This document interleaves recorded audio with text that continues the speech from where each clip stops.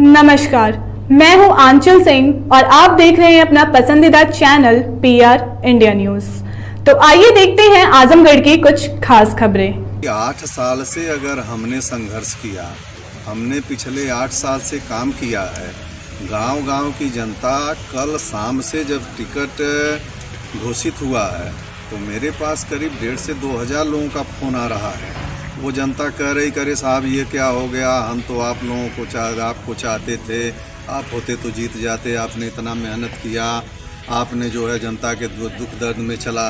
भाई मैं दो रास्ते पे खड़ा हूँ, एक तरफ भारतीय जनता पार्टी जो मेरी माँ है और दूसरे तरफ जो गोपालपुर की जनता है वो मेरा गार्जियन है, मेरा अभिभावक है। मुझे तो दोनों का सम्मान करना है। कहते हैं सियासत वो महाभारत है जहां पल भर में अपने बेगाने हो जाते हैं और जो बेगाने हैं वो तो बेगाने होते ही हैं।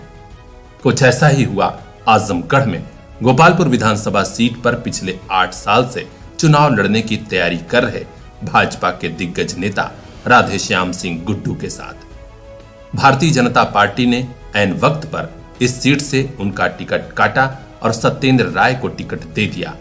तो अब इसके बाद राधेश्याम सिंह के समर्थक और देवारा की जनता में बगावती सुर उठने लगे हैं।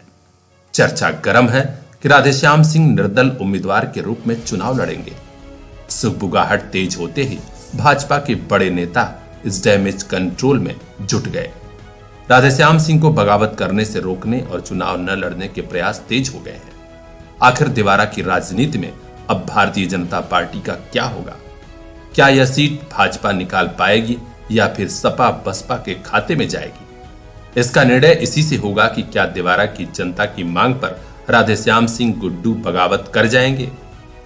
यह जानने के लिए पीआर इंडिया न्यूज की टीम पहुंची गोपालपुर विधानसभा में बिलरियागंज ब्लॉक स्थित जलालपुर गांव। यहां राधेश्याम सिंह के आवास पर करीब 2,500 समर्थक जुटे हुए थे।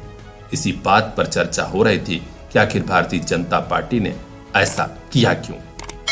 जो देवारा में पिछले 8 साल से चुनाव लड़ने की तैयारी कर रहे थे, जन जन के बीच गए थे, फिर साल 2 साल के नेताओं के आगे उनका टिकट क्यों काट दिया गया? बातचीत में सबसे बड़ा सवाल यही था कि क्या राधेश्याम सिंह भाजपा से बगावत करेंगे। जवाब में वे भावुक हो गए और बड़ा ही अलग जवाब दिया। क्या कहा उन्होंने, आप भी सुनिए। आजमगढ़ जिला के बिलरियागंज ब्लॉक के जलालपुर गांव में राधेश्याम सिंह गुड्डू जी के आवास पर जो भारतीय जनता पार्टी के सक्रिय युवा लीडर हैं, आइए हम इनसे जानना चाहते हैं कि आप 5 साल तैयारी किए हैं इस क्षेत्र से चुनाव लड़ने के लिए गोपालपुर विधानसभा से, और पार्टी से आपको टिकट नहीं मिला, इस संबंध में आप क्या कहेंगे? मैं देखिए भारतीय जनता पार्टी का सिपाही हूँ। पार्टी के सभी कार्यक्रमों में निष्ठा ईमानदारी से काम किया। पार्टी ने जो निर्देश किया उस अनुसार मैं पिछले 8 साल से गोपालपुर विधानसभा में जन जन की सेवा किया और पार्टी ने कहीं न कहीं जो निर्णय लिया है वो अपने विचार से सही ही निर्णय लिया होगा। मैं भारतीय जनता पार्टी का कार्यकर्ता होने के नाते भारतीय जनता पार्टी से जो कमल निशान लेकर के व्यक्ति आया है उसे मैं जिताने का काम करूँ।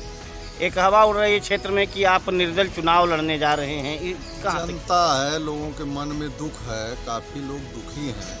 मेरे 8 साल के संघर्षों के लोग साक्षी हैं। मैं 450 छोटे बड़े गांव गोपालपुर में हैं। मैं सबके दुख में, सबके सुख में, सबकी ज़रूरत पे खड़ा मिला हूं। तो लोगों के मन में पीड़ा है, लोग दबाव बना रहे हैं, कह रहे हैं कि लड़िए लड़िए लड़िए, तो वो तो जनता कह रही है।